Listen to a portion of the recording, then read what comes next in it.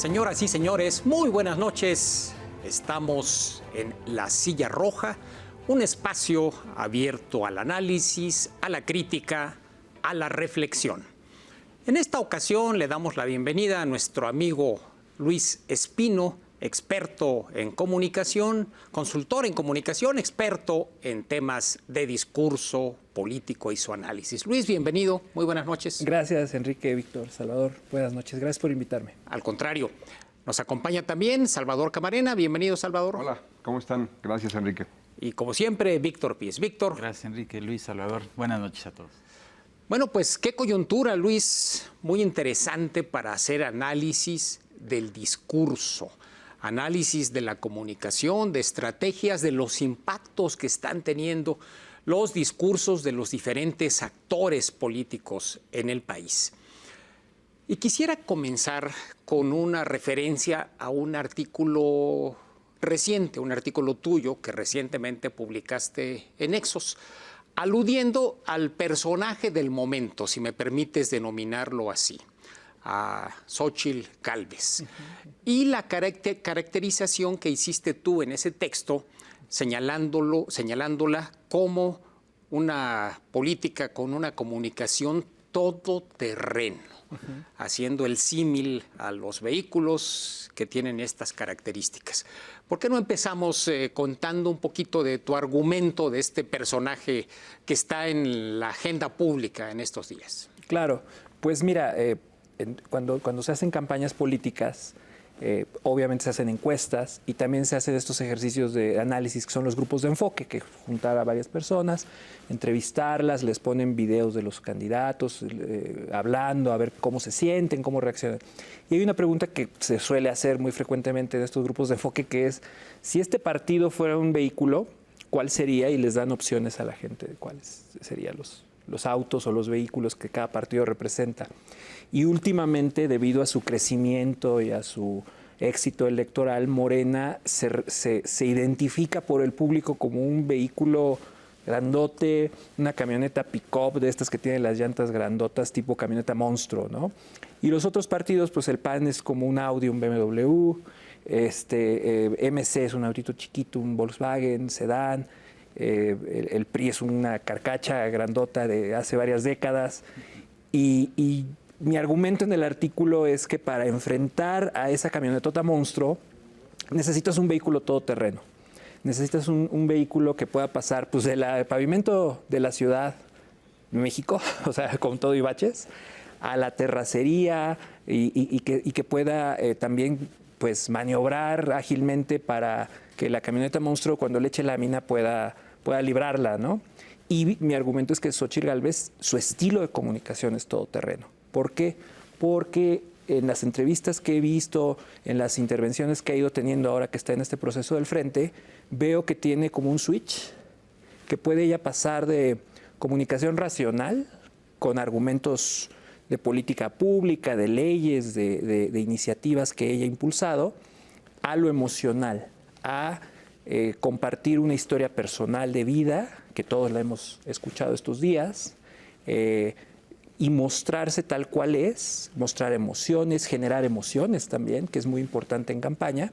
Y entonces esta cualidad me parece que le brinda a ella posibilidades de ser competitiva cuando venimos de un proceso en el que la oposición se veía pues desprovista de perfiles que pudieran competir en ese terreno de la emoción. ¿Por qué la irrupción? ¿Qué es lo que en tu visión permite que un personaje con estos perfiles que describes de repente haya tenido esa irrupción, ese brinco en la visibilidad pública? Es una buena pregunta. Pienso que es el momento del país, el momento en realidad de las democracias en muchos países en el mundo. Creo que hay un apetito por liderazgos políticos que no parezcan políticos, por liderazgos políticos que tengan ciertas características, sobre todo de comunicación, de la forma en la que transmiten las ideas y justifican y piden el apoyo para sus decisiones. Y eso es lo que ha impulsado a figuras pues, como Donald Trump, como Bolsonaro, aquí al presidente López Obrador. El presidente López Obrador trae el mismo discurso desde hace 20 años, pero en 2018 las condiciones y la demanda del público por un tipo de liderazgo se pusieron alineadas para que él irrumpiera con mucha fuerza. Yo creo que Xóchitl Gálvez, viendo los videos que ahora están por todos lados en redes sociales de cuando era comisionada de los pueblos indígenas y cuando era delegada de Miguel Hidalgo, es la misma también, o sea, ha sido consistente en ese estilo, en esa forma de comunicar. Lo que pasa es que ahora la sociedad realmente está demandando que la comunicación de los políticos cambie, que tenga este lado emocional, este lado de autenticidad. Y ahí en el artículo yo hablo de los 4 ingredientes de la comunicación en la era populista, que son la simplicidad en el lenguaje, en las ideas, la inmediatez, que es que lo que digas tenga un sentido de urgencia. Lo tenemos que hacer ahorita y yo sé cómo hacerlo y lo vamos a lograr hacer ahorita, rápido. No me digas que este cambio necesita 2 generaciones, ¿no? La transparencia radical, que consiste en estarse mostrando todo el tiempo, haciendo cosas que hace la gente común, no solo como político en un podio y de traje o en situaciones formales, sino estarte mostrando comiendo, yendo al súper, en fin, en situaciones cotidianas. Y el ingrediente secreto, el ingrediente clave, la autenticidad. ¿Qué es la autenticidad? No es caer bien todo el tiempo, no es ser gracioso todo el tiempo o ser ocurrente todo el tiempo. La autenticidad es que te muestras tal cual eres todo el tiempo, que a diferencia del político tradicional, no te da vergüenza o no tratas de ocultar quién eres, tus limitaciones, tus defectos, hablas como hablas en cualquier conversación y de hecho muchos políticos exitosos en este tipo de comunicación hasta hacen gala de sus defectos o de sus limitaciones, lo comunican como un fuerte a vender. Creo que Xóchitl tiene estos cuatro elementos y eso explica su ascenso. Salvador. Luis, bienvenido, buenas noches. Gracias. Yo quería preguntarte sobre Xóchitl, si no se va a desgastar demasiado rápido esa frescura, porque en efecto, quienes conocemos a Xóchitl hace un par de sexenios por lo menos, sabemos que lo que estamos viendo sí es lo que ha sido los últimos 12 años. Creo que está probado que es una empresaria que ha hecho a partir de sus conocimientos de la ingeniería toda una carrera. Y yo admiro mucho a los ingenieros porque son buenos para detectar problemas y buscarle soluciones, pero también porque se quedan en eso, porque luego no andan en las telarañas que nosotros nos tratamos de meter, buscando significados de los mensajes, de los discursos.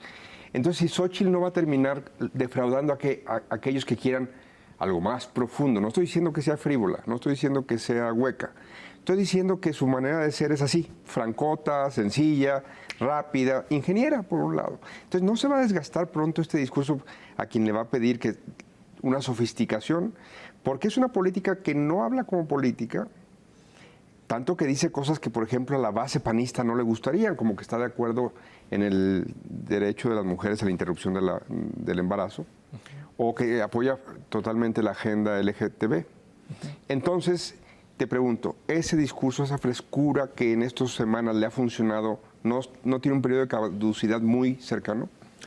Pues es difícil saberlo. En cierta forma estamos en terreno desconocido, porque aunque antes, pienso en Enrique Peña Nieto, un año antes de las elecciones ya estaba dando todas las señales de que quería ser presidente y ya empezando a construirse una imagen, etcétera, pero no era de modo explícito todavía, ¿no? Vicente Fox también en su momento se adelantó a los tiempos institucionales o políticos para irse posicionando, para ir generando entusiasmo. Ahora ya es de modo abierto, aunque bueno, se ha discutido mucho en esta mesa todo lo que significa en términos legales, pero es un proceso, es una primaria lo que estamos viendo, ¿no? Con otro nombre. Y es la primera vez que ocurre, entonces yo lo que te diría es que no ocurra ese desgaste, es para lo que sirven las estrategias de comunicación en las campañas. ¿Qué veo en esta primera etapa? Que ella no es necesariamente una figura conocida nacionalmente por círculos amplísimos. No ha tenido aunque ha tenido cargos importantes en el pasado, es una de 128 senadores. Y no, el Congreso no es particularmente conocido ni particularmente apreciado en México, ¿no? Entonces, creo que ahorita esta explosión de visibilidad que tiene sí se va a ir bajando naturalmente, pero ella tiene que aprovecharla para lograr reconocimiento de nombre, de imagen y de 2 o 3 posicionamientos que tienen que quedarle claro a la gente. Y de ahí, por el proceso que tiene el frente y por las reglas electorales y todo eso, yo creo que ya tendrá que seguir otra etapa en la que ya tendrá que hablar de propuestas y demostrar que no es solamente una figura que tiene una narrativa personal, sino que puede construir una narrativa de país y comunicar por qué en este momento es mejor votar por alguien como ella que por las opciones que nos está planteando Morena. Y eso tiene, digamos, tiempos y modos. O sea, estrategia y táctica. La forma en la que haga eso dependerá si se desgasta o no. Porque efectivamente 1 año, 11 meses, ¿no? Es muchísimo tiempo para estar en una campaña prolongada. Sí. Del debate, solo para darle una segunda vuelta a esta misma pregunta, del debate que se ha instalado de si es ella la que se ha logrado esta visibilidad o si se la debe al presidente Andrés Manuel López Obrador, primero al cerrarle la puerta cuando ella pidió el derecho de réplica, pero luego al mencionarla tantas veces. ¿En dónde te quedas de lo que has observado en cuanto a debate público? Pues es que fue primero, ¿no? La gallina o el huevo. Pues yo creo que ella ya venía haciendo cosas que la estaban poniendo en el reflector, como alguien que estaba haciendo pues stunts, ¿no? Como actos que comunicaban, por ejemplo, amarrarse, encadenarse a la silla del Senado, cuando fue la discusión del Plan B, que ya venían promoviéndola como una outsider, como alguien que piensa fuera de la caja, digamos, ¿no? Y luego pasa esto de que ella logra que un juez le diga que tiene derecho de réplica y que la deberían dejar entrar a la mañanera, y ella lo aprovecha y brinca al centro del debate, y efectivamente el presidente la pone como interlocutora y la empieza a atacar, y lo que hemos visto estas semanas es eso, es ya el reconocimiento de parte del presidente y los suyos de que ella es una contendiente y que es la contendiente a enfrentar. Reconocimiento creo que es una palabra demasiado generosa, o sea, es casi... Le quiso poner un estigma para decir, esa ni crean que creció orgánicamente. Bueno, exactamente. Yo, mi perspectiva, y no sé ustedes si la comparten o ahorita lo podemos discutir, es que no es que el presidente se equivoca, porque yo leía muchos análisis que decían, se está equivocando porque la está haciendo crecer, le está ayudando, es como si fuera su jefe de campaña. No, yo creo que lo que estamos viendo, él lo ha hecho ya muchas veces con varias figuras públicas, que es, por usar un término académico, invitarte al callejón del trancazo. Y pues la gente acepta la invitación, y cuando voltean ya están allá adentro, y pues ese es su terreno. Y efectivamente empieza con cosas que le puedes contestar, pero te va atrayendo a su dinámica, que además pues no es un actor cualquiera, es el presidente con todo el aparato de propaganda del Estado, ¿no? De su lado. Y una vez que estás ahí adentro, entonces él utiliza estas que son técnicas de propaganda, ¿eh? No es que no es accidental, que consisten en la repetición, la saturación y la desinformación. Y entonces él repite los mismos mensajes simples todo el tiempo, satura la conversación pública con ellos, porque los medios detectan que ahí hay escándalo y lo van reproduciendo, las redes sociales, de forma orgánica y también de forma inorgánica lo amplifican, y la desinformación viene porque dice cosas que no son necesariamente comprobables o verídicas o ciertas, ¿no? Falacias, mentiras, afirmaciones que no se pueden corroborar con información pública. O que contradicen incluso la información pública, los otros datos. Y entonces cuando un actor político ya está ahí adentro de ese callejón, pues sí se ve en la necesidad de subir la intensidad de las respuestas, que es justamente la dinámica que, en mi opinión, favorece al presidente y en la que él ha demostrado una y otra vez que si no gana, arrebata, ¿no? Víctor. Sí, un poco en la línea de la conversación. ella estuvo en esta silla hace unas semanas y lo ha hecho bien en términos de comunicación. Cuando va a la mañanera, toca la puerta de Palacio, y cuando anuncia que va por la candidatura, trae la misma blusa con estos bordados de flores, en fin, una serie de motivos que creo que hacen esta transición que dices de ir de lo racional a lo emocional. Pero la pregunta, Luis, es si ella, ya estando en este callejón al que te refieres, debe ir a todas y contestar todas, porque está sometida a un escrutinio y a una presión tremenda desde la mañanera, el presidente, con la información que ha sacado de las empresas. Ahora también ya la están acusando por su gestión en Miguel Hidalgo, por los permisos que otorgó. En fin, la pregunta es si debe ir y contestar todas, porque eso también la somete a un desgaste. Y además, por lo que se ve, pues está sola, ¿no? Su partido no se ve que la esté respaldando ante estos ataques que ha tenido desde Palacio Nacional. Entonces, eso la desgasta, ¿no? Sin duda, claro. Mira, esa es una buena pregunta. Te voy a contestar como consultor en comunicación.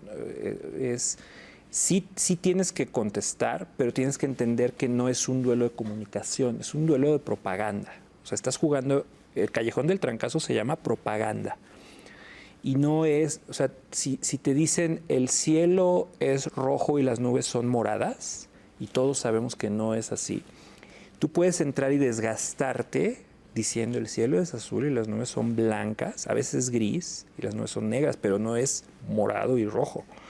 Y en ese desmentir una afirmación falsa sí te puedes desgastar, y el resultado no necesariamente es bueno. Yo creo que es hasta contraproducente, porque lo que quiere el presidente es llevarte a un terreno en el que él siempre gana, que es los corruptos son los otros, toda fortuna es mala vida, toda persona que tiene una fortuna seguramente hubo algo turbio, algo sospechoso. O sea, toda persona rica está bajo sospecha en este país. Y esa idea resuena en millones de personas en México. Y entrar a esa discusión es ir a donde él te quiere llevar. La forma en la que combates esto tiene un nombre, es una técnica, se llama persistencia positiva. ¿Qué quiere decir? Sí, contéstale. O sea, no le dejes pasar que te está diciendo una calumnia, una mentira, levantando un falso, ¿no? O manipulando, distorsionando, lo que sea. Pero no en sus términos, o sea, no discutas, esto es bien habido, esto es honesto, porque al final lo que escucha la gente fuera del circulito politizado, fuera de, pues ahora sí, de quienes ven la silla roja, de ese grupo de la sociedad que está hiperpolitizado, hiperinformado, fuera de eso lo que oye la gente es millones, contratos, turbio, senadora, millones, contratos. Y ese marco es en donde gana el presidente. Entonces hay que salirse de ese marco. ¿Cómo te sales del Callejón del Trancazo? ¿Cómo te sales de ahí, de ese marco? Primera, no usas su lenguaje. No repites los términos que él utiliza. Segunda, no usas ese marco de dinero, hablemos de contratos, hablemos de bien habido, mal habido. Tú te sales de esa discusión y te vas a donde tú eres fuerte, que es todo el tema de, y lo ha hecho ella, he visto que lo ha usado, todo el tema de la superación personal, salir de la adversidad, los obstáculos que una mujer con sus características ha tenido que ir derribando. Y lo tercero es construir una narrativa. O sea, el presidente, si se fijan, es un gran maestro, la verdad, en eso de la propaganda. Porque cuando a él le toca recibir esas andanadas, ¿qué hace? Pues adapta los hechos a un relato. Y en el relato hay buenos, hay malos. Ah, sí, eso es lo que diría alguien que sirve a los conservadores, por ejemplo, ¿no? Ah, me estás acusando de esto. Claro, eso es lo que dirían los más turbios intereses, bla, bla, bla. Y eso de sustituir los hechos o adaptarlos a un relato, yo pienso que también se le puede contestar de esa forma, sin interpelarlo directamente y sin confrontarlo. Me parece que ahí es donde él gana. Me parece que lo que hay que hacer es que ella siga poniendo mensajes positivos con el tono que ella tiene y con la resonancia emocional positiva que ella realmente tiene, y así creo que podría librarla mejor y evitar ese desgaste que tienes razón. Si nada más es, tú hiciste esto malo, tú eres machista, tú hiciste esto sospechoso, tú eres misógino, en ese nivel, sí el desgaste va a ser rápido, sí. Como dicen los políticos, Luis, por alusiones personales, yo escribí justamente que el presidente se había convertido en el jefe de campaña de Xóchitl Gálvez, sobre la hipótesis de que hasta los maestros de la comunicación se equivocan. No sé si hubiera sido mejor, y te hago la pregunta para López Obrador, si identificaba el potencial de Xóchitl Gálvez, dejarla pasar, es decir, eludir el protagonismo que le dio a partir de la propia reacción de la presidencia. No sé si esto hubiese significado que lo que hoy es Xóchitl Gálvez, pues quizás incluso se hubiera convertido en una buena aspirante a la candidatura a la jefatura de gobierno. La ocasión que estuvo aquí en la silla roja todavía estaba deshojando la margarita y decía que tenía una discusión familiar porque había algunos integrantes de la familia que le sugerían continuar en su aspiración para el gobierno local. ¿No hubiera sido quizás la desactivo evitando ese protagonismo y eventualmente se va a convertir en candidata a la jefatura de gobierno? ¿No verías este escenario? Pues si lo metemos a una inteligencia artificial que toma decisiones frías y calculadas, sí. Pero bueno, pues no sé, ahí ya a mí no me gusta hacer perfiles psicológicos de los políticos y meterme a sus cabezas de por qué habrá tomado la decisión. Lo que da la impresión es que primera, él es jefe de campaña, pero no de ella, sino de sus aspirantes, ¿no? Entonces necesita un adversario siempre, tanto él como sus corcholatas, ¿no? No me gusta usar su lenguaje, pero bueno, para que nos entendamos, sus aspirantes. Y a partir de la necesidad de generar ellos contra nosotros, esa dinámica de polarización y de conflicto permanente, porque él sabe que sin drama no hay puesta en escena, o la puesta en escena se vuelve terriblemente aburrida, como estaba pasando tanto en la interna de Morena como en el Frente Amplio, bueno, en la alianza. Entonces, juntadas esas necesidades y viendo la trayectoria de cómo toma las decisiones, muy probablemente dijo, es momento, vamos a ir generando la idea de que efectivamente todo este equipo de gente, de supervillanos turbios, están ya maquinando y ya encontraron a alguien, porque si no la película se estaría volviendo tremendamente aburrida. Lo interesante es que sus aspirantes hasta ahora me parece que no se han subido todavía a identificar a Xóchitl como la aspirante, ¿no? La contendiente del otro lado, como que es él el que está liderando ese frente y pues ya metiéndose también en una confrontación con la autoridad electoral, queriéndole dar la vuelta, ¿no? Con esto de no lo digo yo. O sea, la señora X. Y así él va abriendo frentes, pero a él le gusta, creo que tú lo has dicho, no sé si es una frase tuya, de que es ave de tempestades, ¿no? Bueno. Le gusta, o sea, él en el conflicto es su elemento, ¿no? Es lo que le gusta y es lo que sabe, en donde se sabe mover con habilidad. Y pues con esos elementos sí me parece que lo buscó con intención, con premeditación, y estamos viendo las consecuencias. Subió, sí, es un riesgo calculado, pues él sabrá, ¿no? Ahora sí que él tendrá otros datos, ¿no? No sé. Salvador. Este duelo de propaganda, me gusta cómo lo pones, se da en un terreno en donde puede ganar cualquiera, es decir, pongámosle elementos a eso de que uno de los personajes es el presidente de la República, que tiene mucho poder, que usa la mañanera, que se transmite por medios públicos, que incluso pues, pueden tener las redes sociales de la Presidencia de la República, del Gobierno de la República. Y por el otro lado, pues una contendiente que tiene pues, simpatías en algunos medios o con algunos periodistas o columnistas, pero al final de cuentas llega todo a las redes sociales, a los medios, a la radio, la televisión. ¿Hay espacio o el presidente tiene una ventaja desmedida y va a terminar imponiéndose, no porque sea un maestro, creo que ha mostrado que domina las... No me gustaría decir artes, porque sería una palabra maltratada en ese concepto, pero las mañas de la propaganda las domina muy bien, pero independientemente de su experiencia y su expertise en eso, hay un cuadrilátero en donde digas cualquiera, y en este caso Xóchitl tiene chance de que no esté condenada a perder en ese duelo.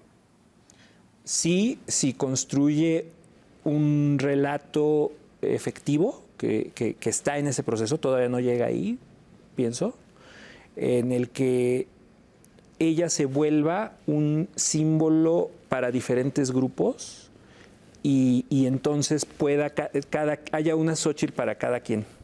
Porque eso es lo que hizo López Obrador y eso es lo que hizo Vicente Fox. O sea, estos fenómenos políticos que empiezan como del lado de la comunicación y no del lado del poder, tienen esa cualidad que de repente ya no son solamente ellos y su historia y lo que ellos traen a la mesa, sino que para diferentes grupos, para las mujeres ella represente algo, para los pueblos indígenas represente algo, para los progresistas en México, que es un grupo enorme que generacionalmente ahorita me parece domina la conversación pública, que represente la movilidad, la posibilidad del ascenso social, pero a través también del piso parejo y de la igualdad de oportunidades, y que para la gente que cree en la cultura del esfuerzo represente el ejemplo de que se puede salir adelante con el esfuerzo personal, con la perseverancia, con el talento, la meritocracia tan vilipendiada en estos días, ¿no? Tan maltratada. Entonces, si ella logra dar ese brinco de ser Xóchitl Gálvez a ir representando cosas para diferentes grupos, sí puede tener un chance de disputar el control narrativo y de tener la fuerza de ponerle al relato pobres contra ricos, los de arriba contra los de abajo, buenos contra malos, ponerle otro relato enfrente. Todavía está en ese proceso de construcción, no es fácil, pero es básicamente, en resumen, sumarle al relato personal un relato de país y a eso ponerle un sentido, un llamado a la acción que realmente a la gente diga, ok, yo voy por ahí. Ese sería la forma en la que lo... ¿No te ha buscado? Necesitaría algunas sugerencias. Mira, va a ser muy interesante. Sí nos está viendo. No, seguro que nos está viendo. Ahorita te va a marcar de inmediato. Ahorita. Bueno, seguimos platicando de este asunto, pero antes vamos a una pausa. Estamos conversando con Luis Espino, experto en discurso político. Regresamos.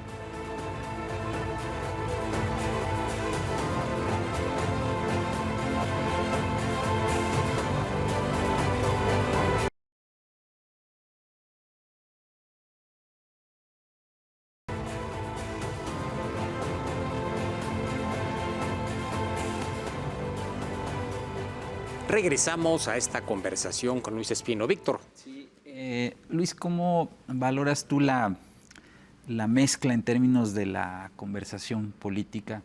Porque, bueno, lo que sí logró Xóchitl y se reconoce es que como figura emergente vino a darle un giro al mapa político porque, bueno, dicen algunos analistas que la oposición, como venía caminando, si mantenía los mismos perfiles como posibles aspirantes a la candidatura, pues era regalarle la presidencia al presidente, ¿no? Y a su movimiento.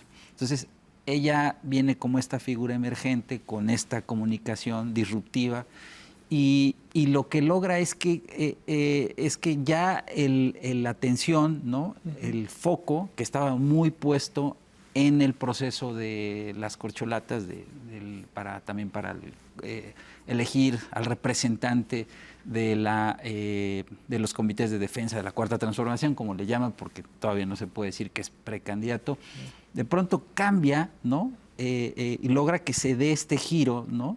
Y que ya la atención no esté centrada en el proceso de Morena, sino que ya también cambie el foco sobre ella.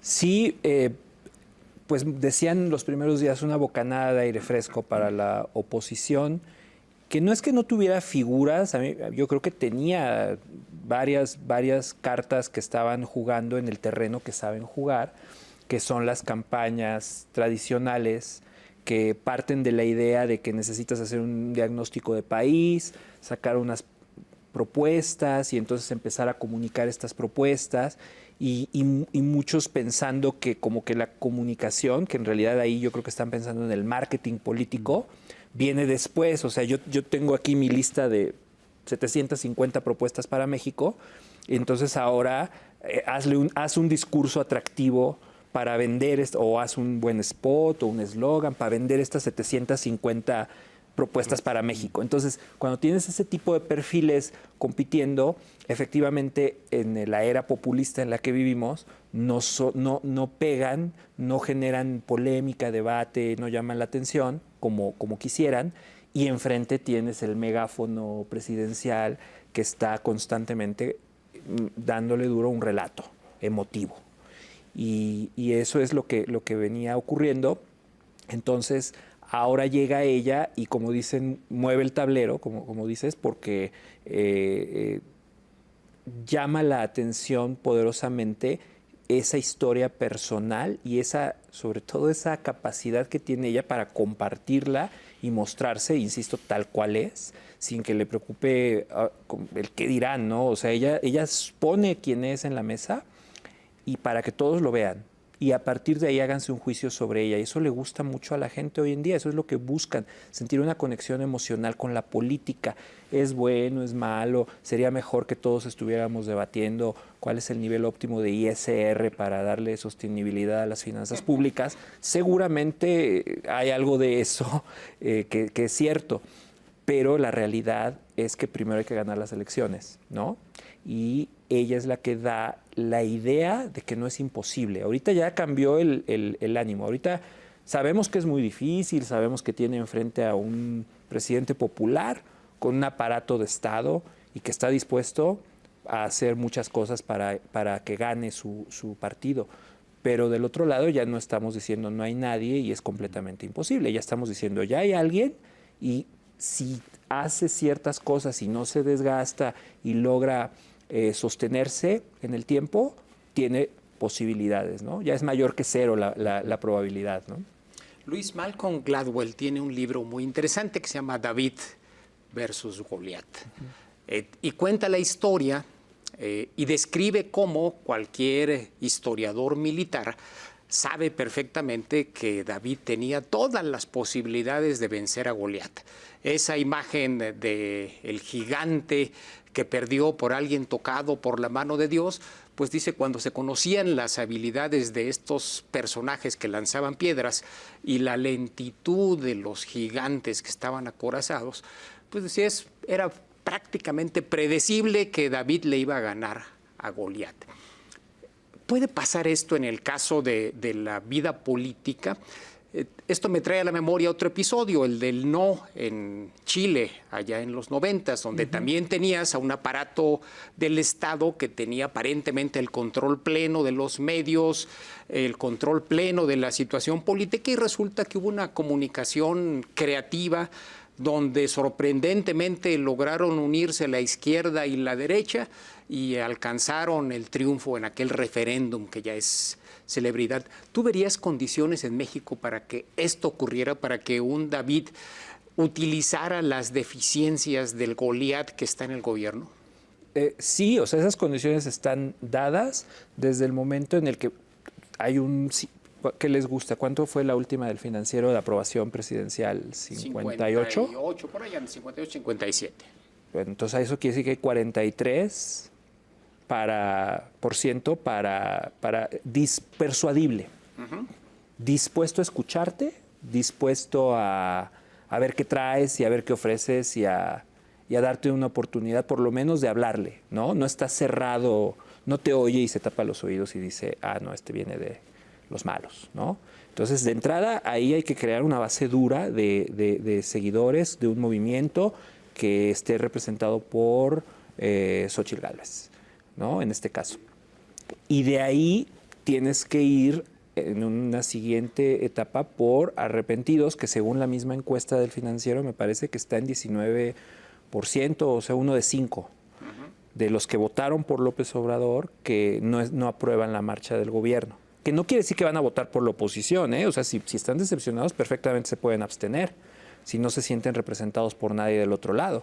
Entonces ahí tienes 20% que en disputa, ¿no? Y luego la tercera cosa es cómo desmovilizas a los de enfrente, que están muy bien movilizados, organizados políticamente, con amplios recursos públicos y seguramente privados, y entonces ahí también ese es el tercer reto, digamos, y hablo de comunicación, ¿no? Hablo de cómo enciendes a unos, atraes a otros, y a otros por lo menos les dejas la duda de, oye, pero es que esta sí me está hablando, sí me está diciendo cosas que me importan, sí me representa, me identifico más con ella que con la premio Nobel, ¿no? O me identifico más con ella que con el ex canciller que vivía en París. O sea, a lo mejor ahí puede haber un resquicio donde se puede meter incluso con votantes del otro lado y traérselos. Toma mucho trabajo, toma mucha disciplina en el mensaje, una campaña impecablemente bien diseñada y desde luego muchos recursos humanos y materiales. Porque de otra manera sí es muy complicado, ¿no? Y toma amigos que te ayuden, porque luego sale Vicente Fox a dar entrevistas y uno dice, pues lo que había construido Xochitl en las últimas semanas, este señor... Por lo menos que no estorben. O sea, que como no aquellos estorben. compadres, si no ayudas, que no estorbes. Tú lo acabas de mencionar, creo que es interesante porque en varias de las preguntas que hemos formulado es como los polos, el presidente de la República, que por cierto formalmente no va a estar en la boleta el año que entra, y la que ha vivido este momento mediático, la irrupción de Xóchitl Gálvez. Pero había 4 ya en campaña, no son legales, no son debidas, pero ya estaban en campaña. De hecho 6, perdón, señor Velasco, perdón. Sí, y Fernández Noroña, que va a terminar en tercero, apunten esto, va a terminar en tercero. Fernández Noroña. Había 6 por parte del oficialismo, ya echados a andar en la República, tratando de generar pues, simpatías rumbo a una encuesta que todavía nadie sabe cómo va a ser. Ahí está el procedimiento. En términos de experto en discurso, en comunicación, ¿escuchaste a alguien que dijiste, eso está interesante, eso está sugerente, eso podría tener otro tipo de resultado? No que vaya a ganar, sino... de este mes que ya se cumplió de esas andanzas de estos 5 caballeros y la doctora, ¿escuchaste algo? Cuando Ebrard comenzó, cuando renunció y adelantó los tiempos y empezó a pedir piso parejo, eso fue interesante, ¿no? O sea, ahí había un guión preestablecido y alguien se sale de ese guión y empieza a llamar la atención y empieza a jalar reflector. Uno hubiera pensado que eso era parte de una estrategia de comunicación y una estrategia en la cual él podría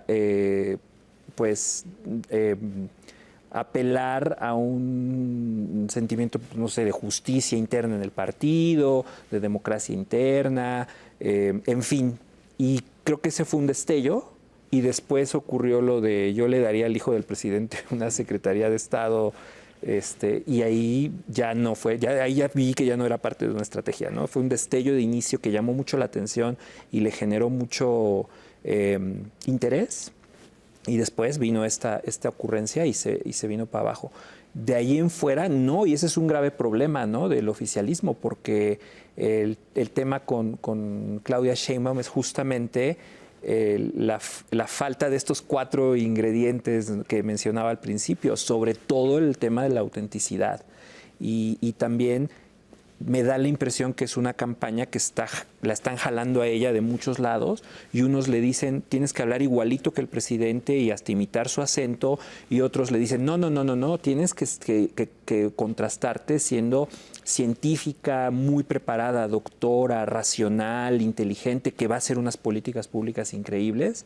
Y luego sus amigos gobernadores le organizan unos eventos en los que no puedes ser ni uno ni otro, sino que tienes que ser un político que encienda masas con la voz, ¿no?, con la retórica, con tu presencia escénica y con tu dominio de pararte a hablar delante de miles de personas y decirles algo que las motive. Y entre esas tres fuerzas no ha encontrado su voz, no ha encontrado un mensaje, dice unas cosas en redes sociales, quiere hacer unos chistes en los discursos. Entonces creo que, bueno, falta un año, hay tiempo para ajustes de tuercas en todos los equipos, pero lo que he visto es eso, no... Hombre, falta un año, pero no iba pasando por ahí. Un día el presidente le habló y le dijo, ¿qué crees? ¿Te vas a meter a esto?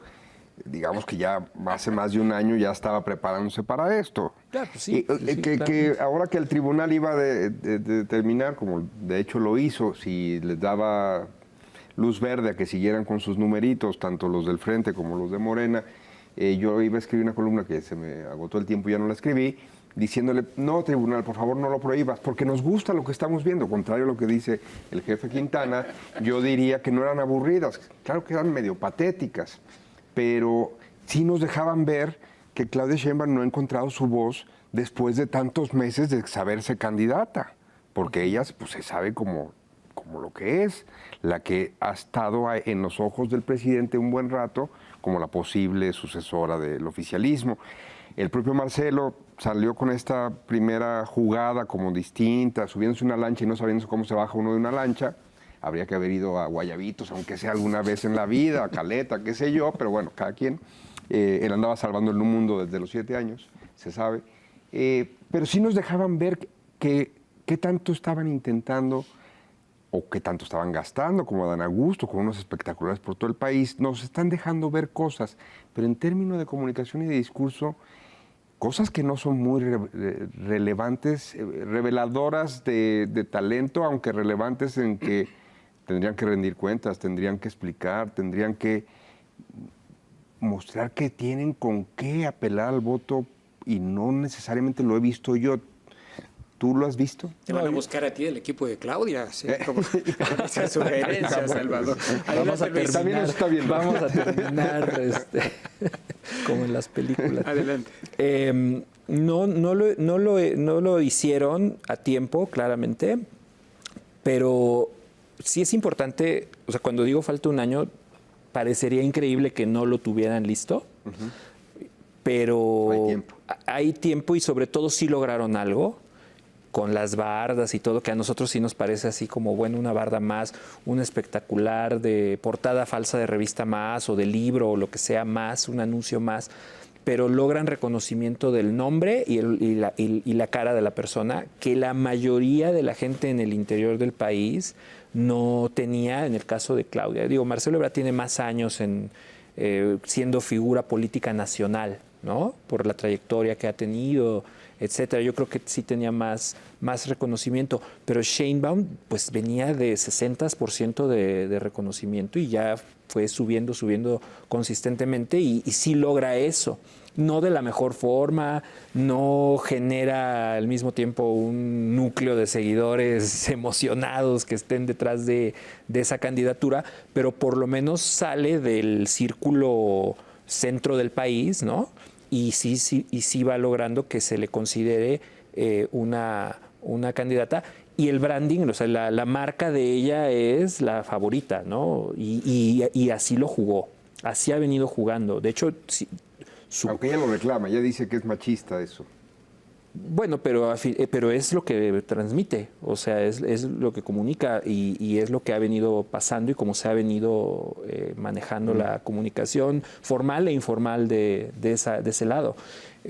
Entonces, bueno, incluso al negarlo le das vuelo, ¿eh? También es ese tipo de cosas. Es como decir, no soy guapo, dejen de decir que solo soy una cara bonita. Pues, ok, estás al negarlo lo afirmas, ¿no? Entonces creo que eso le ha ido ayudando. Ahora sí tiene que hacer algo más. Está en el mismo caso de Xóchitl. Ok, ya eres reconocida, ya eres la candidata a vencer o la contendiente a vencer de ese lado. ¿Qué más? ¿Qué sigue? ¿Qué traes? Y es momento de que ya lo vaya sacando, ¿no? Nos quedan 6 minutitos, tratemos de ser concretos. Adelante, Vic. Ya en este cierre, ¿cómo imaginas tú las campañas? Digo, ahorita estamos en las pre-campañas, ¿no? A principios de septiembre ya tendremos a los candidatos, candidatas de cada bando, y las precampañas legalmente inician a finales de noviembre, ¿no? Pero ¿cómo ves tú, cómo imaginas las campañas ya en la contienda electoral. ¿Hay espacio para innovar? Pues me imagino que sí va a ser muy claro el tema de los dos proyectos de país contrapuestos. El del lado de Morena y el oficialismo está muy claro que es una continuidad a lo que se ha venido haciendo y va a ser fuertemente basado en el relato del presidente, que es, pues miren, no tendremos los mejores resultados, no hablemos de eso, hablemos de las intenciones. ¿Cuál era la intención de este movimiento? ¿Y por qué no se pudo llegar a donde queríamos? Por ellos, por los malos, por los otros. Y ese va a ser el terreno al que van a querer jalar a la oposición. Demuéstrame que no eres malo, que no eres corrupto, que no. Y ahí es donde la oposición se ve rebasada siempre. Y del otro lado, todavía no se sabe, porque como dije, pues hay que construir ese relato opositor que no puede ser volver al pasado, no puede ser regresemos a la etapa previa a López Obrador cuando esto era un vergel. Tiene que ser algo diferente. Llévame a un futuro. El presidente es un muro que si tú lo quieres derribar te vas a desgastar y va a ser muy difícil tirarlo, su popularidad y su discurso. A ese muro lo brincas, le haces un túnel y le pasas por abajo o lo rodeas. Y para eso es para lo que tiene que construir la oposición, porque no solo Xóchitl, es el Congreso y 30,000 cargos en juego en todo el país, tiene que construir un relato atractivo. Una última intervención, Salvador. Me gustó mucho la referencia que hizo Enrique Quintana de lo que pasó con el referéndum chileno, en donde, lo voy a simplificar y a lo mejor soy injusto o inexacto, en vez de tener un discurso de odio de que se fuera el dictador, Pinochet, hicieron una campaña de alegría, de la alegría ya viene, y así convocaron a que se cambiara la fase histórica que estaban viviendo. ¿Crees que estamos condenados a una polarización en la próxima campaña o que desde porque es como un debate, o desde otros discursos se puede lograr sin polarizar, decir lo que sigue y que sea atractivo para la gente es lo que sigue sin seguir en esta dinámica de los malos son ellos, los malos son nosotros? Sí, bueno, no solo no estamos condenados, sino que pienso personalmente que si la oposición quiere ganar, se tiene que salir de esa polarización. Si se mete y la profundiza, pierde, ¿no? Si lo volvemos un referéndum sobre el presidente, es muy difícil convencer a 6 de cada 10 de que estaban equivocados. O sea, porque ese es tu planteamiento, estás equivocado, ¿no? Y las dos palabras más poderosas del idioma español son, tienes razón.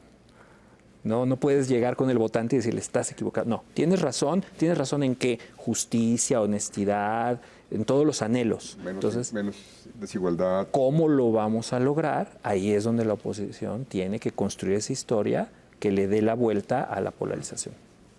Y a veces somos bastante malos para construir historias que, de acuerdo a muchos, pues son una de las características de los seres humanos. En muchos los países y los destinos se han construido sobre la base de relatos, de historias, y cuando no se sabe contar historias y generar movimientos alrededor de esas historias, pues se viene el desastre. Así es. Historias que le dan sentido a la gente emocionalmente y que vayan de acuerdo con lo que ya piensan, porque lo más difícil en el mundo es hacer que alguien cambie de opinión, ¿no? Es más bien tomar los elementos que tenemos en común y tratar de aglutinar una nueva mayoría, que a final de cuentas, digo, por el país, uno quisiera pensar que también esto detrás vienen proyectos de nación que realmente sirvan, ¿no?, para tantos problemas tan graves. Pues qué interesante panorama. Gracias, Luis, por compartirlo. Creo que tendremos otras ocasiones a lo largo de los próximos meses para seguir conversando respecto a este cuadro. Se nos quedan muchos temas en el tintero, la inteligencia artificial, estos mensajes que ahora están corriendo en redes sociales con una Xóchitl que ni se parece a Xóchitl. Pero en fin, estamos emplazados para una próxima ocasión. Con mucho gusto, gracias. Salvador Camarena, muchas gracias por estar con nosotros. Víctor Piz. Gracias, Luis, bienvenido. Luis, y muchas gracias. Al contrario, gracias. Y sobre todo, muchas gracias a usted por su atención, de seguir en este espacio, La Silla Roja. Hasta la próxima. Muy buenas noches.